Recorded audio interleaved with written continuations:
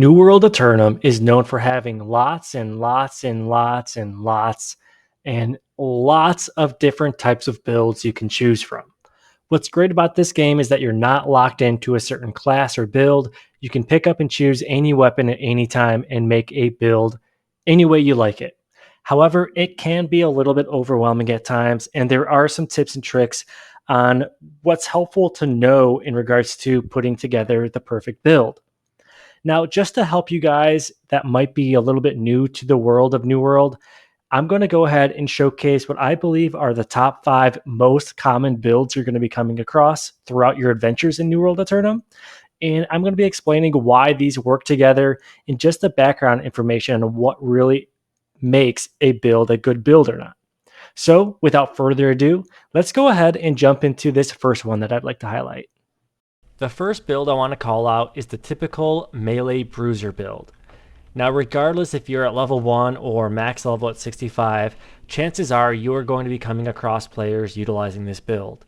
It's also typically one of the most common builds that are used in 50v50 wars, primarily just because of the great balance between crowd control damage, overall just armor, as well as damage output. Typically, we see these builds utilized in the medium equip load, but again, you can create a handful of fun chase builds utilizing a light build with the great axe and some sort of offhand weapon. Go ahead and check out the video in the top right corner. That's a pretty cool chase build that utilizes the void gauntlet actually with a great axe. But when we're talking about the typical melee bruiser, you are focused on utilizing 2 weapons. The first being the great axe, where you utilize the charge just to help you out with overall mobility, and then Maelstrom and Gravity Well to help you not only manage and contain clumps, but also dish off tons and tons of damage. Again, these builds that I'm showcasing in this video are just the high-level stereotypical builds. If you want to copy, paste these, and just start messing around with them and tweak them as you go, that's honestly a pretty good start if you're new to the game. So this is the Great Axe tree, and then when we talk about the Warhammer, this is typically what I like to utilize. Probably the most important ability is Shockwave.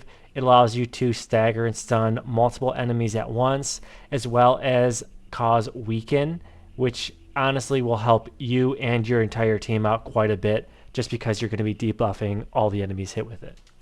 I also like using Wrecking Ball. If you can land this on an enemy, it's going to knock them down and set you up for yet another attack, primarily a heavy attack, which again, with the Warhammer, you're typically trying to land heavy attacks whenever your cooldowns are down.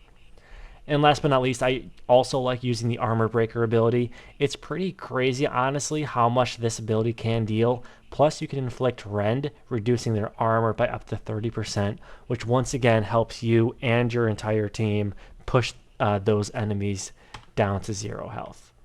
So let's go ahead and jump into this. I'll just showcase how these builds are typically used.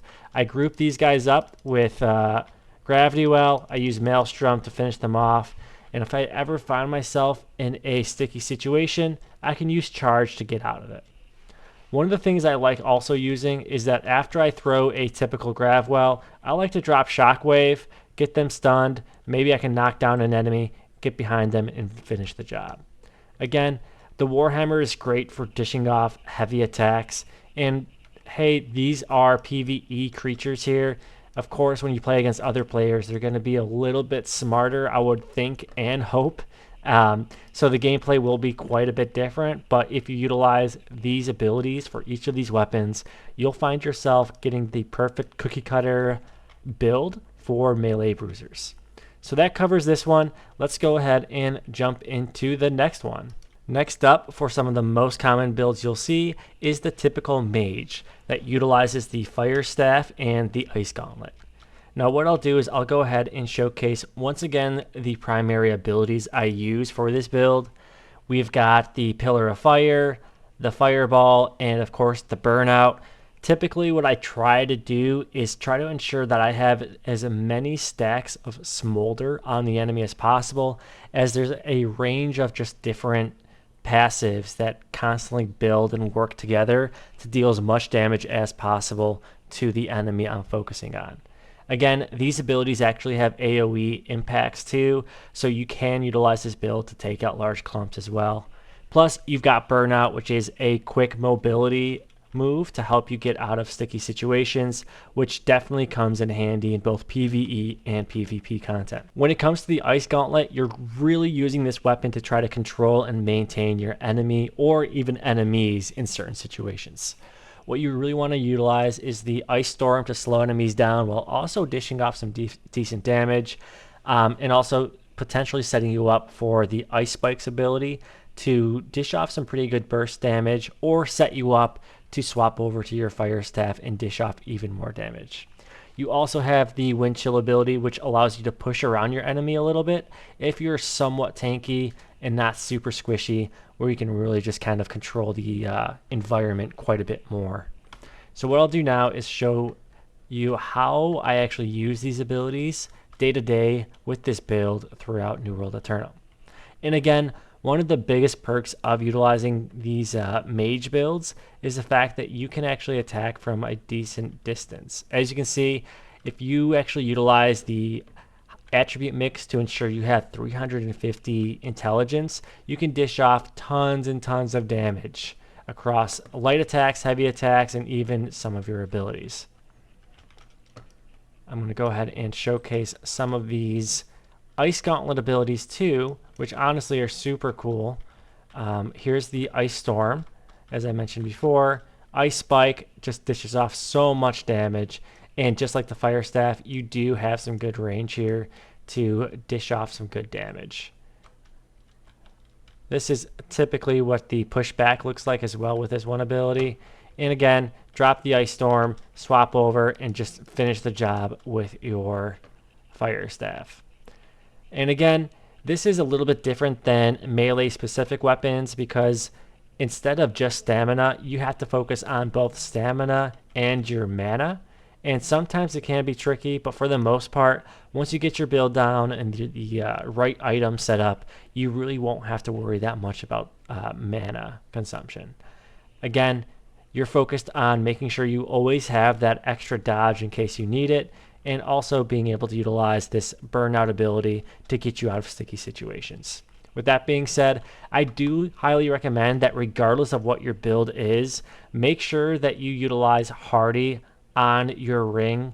Again, this is not the ring you want to utilize for this build, but specifically you want this Hardy ring as one of the perks on your ring for every build, honestly, that I'm going to be showcasing, just because the overall importance of stamina in this game is tremendous, and it can make or break an entire battle for sure. Let's go ahead and burn out to the next build. Friendly reminder, if you like this video, go ahead and give it a like and consider subscribing for more New World content. Okay, let's jump back in. Next up, we have the typical Ranger build, which again is probably one of the most fun builds to utilize, just because of the overall mobility and wide range you get access to with this build. Now, a lot of different options are out there in regards to the secondary weapon with the bow, but typically we see a lot of individuals use the rapier primarily due to the overall mobility. A lot of range users typically like to utilize a very high amount of dexterity, which means, in contrast, a pretty low amount of constitution, which makes them quite a bit squishy. So again, if someone gets a little bit too close, most of the time bow users want to make sure they have the ability to quickly get out of the situation as fast as possible. That's why they typically use the rapier as a way to quickly get out of sticky situations. However, they also typically utilize a specific perk on the bow that allows you to enhance the overall gap between you and your target. And again, there's many different uses when it comes to certain weapons, such as the rapier, but for this specific build, a lot of bow users tend to use it just once again to play it safe due to their low con. So what I'll do is I'll go ahead and showcase what abilities I'm utilizing with this build. This one's actually not completely done yet, but typically I pick this one up and this and finish this off. But yeah, the 3 abilities I utilize is Evade Shot. So I like using that in case I get a little bit too close to my target or if they start charging at me. This just allows me to jump back, dish off some damage, and also recuperate and set myself up for the next attack.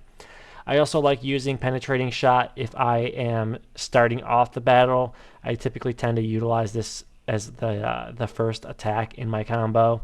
And then I also love the Explosive Arrow. It's an ability that allows you to inflict burn and also dish off some great burst damage.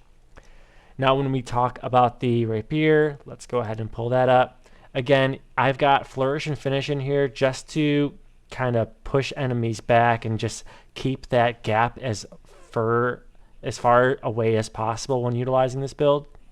As well as 2 abilities on the Grace side. The first one being Evade, allowing me to essentially completely be invulnerable to certain attacks and change direction, and once again increase the overall distance between myself and the target.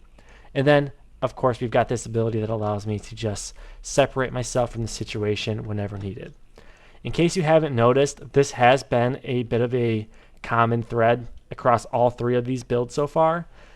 Every build that I showcased has at least one specific ability that focuses on mobility. Again, these abilities are extremely important once you find yourself in high level combat, because allowing you to kind of step away from the situation to regather certain cooldowns or take a second to pick up a consumable and use it is honestly make or break in a lot of situations. But that covers build number 3. So let's go ahead and take a closer look at build number 4, which also uses the Rapier, but in a very, very different way. This next build is probably my most favorite build to utilize when it comes to late game PvE content, and that's because of the ability to stack tons and tons of bleeds on enemies. This build utilizes the Spear and Rapier, and you typically will always see some sort of DPS user utilizing this build in endgame PvE content. Whether it's one of the raids or a M3 expedition, the overall power to push off tons of debuffs as well as stacks of bleeds and just overall damage per second is tremendous with this build, and I highly recommend playing around with it. In regards to the abilities, for Rapier, I really just focus primarily on the blood side of the tree for abilities. And again, these abilities really focus on just dishing off tons of bleeds that just stack on top of each other and allow me to dish off as much damage as possible. I do pick up a few passives over there to help me with overall stamage and just damage output, as well as cooldown reduction in order for me to just push these abilities out as much as possible. Additionally, I love to utilize the Spear with this build, primarily due to the Perforate and the Skewer abilities. Skewer allows me to inflict yet another stack of bleed, and if you get a specific weapon perk on your actual Spear itself, you'll be able to get even more out of this ability and apply Weaken to your enemies. On top of that, I also utilize the Sweep ability just to help me with large clumps of enemies that might be coming out and just allow me to help my team out quite a bit more, where I can actually sweep and then get behind them and just dish off more bleeds with my Rapier. Here's a quick example. Let's say I have an enemy, I can knock them down and then get my combo going and just dish off tons and tons of damage. Again, this build is typically always utilized as one of the 3 DPS users in most builds for late game PvE content. But regardless, even if there isn't one in your group, maybe that's a sign for you to kind of pick up this build and play around with it as well. Again, a lot of people tend to sleep on this build, but it does have a ton of tremendous burst damage potential, especially when it comes to PvE content, where you can safely get behind your enemies and dish off massive damage. With that being said, let's go ahead and jump into the 5th and final build I wanted to give a brief showcase for. Last but not least, we have the typical healer build, which again is going to be extremely common in regards to overall gameplay, whether it's PvE or PvP content. Typically, most healers like to use the Void Gauntlet as the secondary weapon, and then, of course, the Life Staff as the primary weapon. And in regards to overall abilities and passives, this is what I like to utilize. But again, depending on what your healing style is, maybe you prefer AoE heals more than single target heals. But overall, I am a fan of these three abilities that allow me some flexibility on honestly keeping my team members alive as much as possible. Again, feel free to screenshot this if you want. And again, the purpose of these builds is just to get you something to get started, as well as just be a little bit more aware of what you might be coming across while playing this game. In regards to Void Gauntlet, one of the most important abilities you'll be utilizing is called Oblivion. This allows you to essentially summon a circle on the ground, which grants Empower and also a handful of other abilities and perks that will help not only your team members dish off as much damage as possible, but also potentially debuffing the enemies within that area.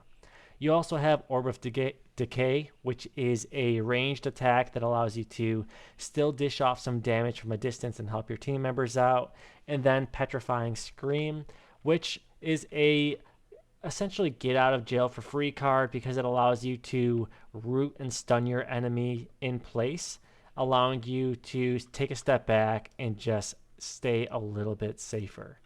Again, the primary purpose of this build is to heal and support your team members, so you wouldn't really utilize this build in solo content for the most part. However, if you do use this while on a team, all of your team members will love you because you will be insanely helping them not only stay alive, but also giving them important buffs to make their builds even more beneficial.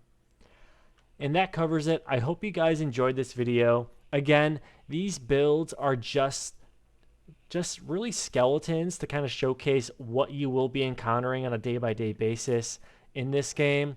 There are lots and lots of other popular weapons like the great sword and the musket and so on and so forth that people are also very successful in. Just because I did not showcase those weapons in this video does not mean that they are not powerful weapons. Again, this is just a sneak peek of what you can expect on a day-by-day basis while playing this game. I hope you guys enjoyed the video. If you did, again, consider liking and subscribing or even joining my channel and becoming a member to just further support my overall content creation for this game. I really do appreciate all of you guys, especially you guys that have stayed this long to watch this video. I've just been surprised by the overall support that all of you guys have provided me over the years, and I just can't wait for New World Aeternum to come soon. So thanks again for watching, and I will catch you guys later.